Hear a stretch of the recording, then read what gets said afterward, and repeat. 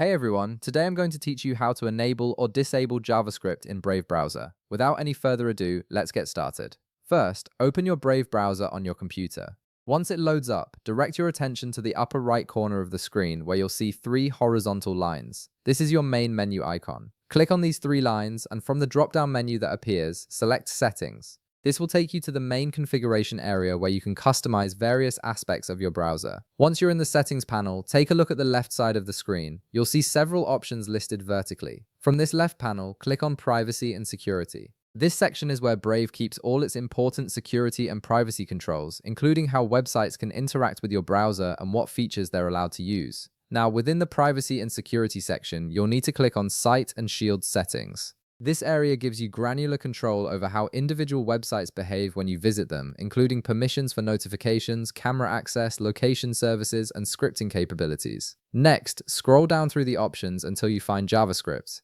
Click on it to access the JavaScript settings. This is where you'll be able to control whether websites are allowed to run JavaScript code in your browser or not.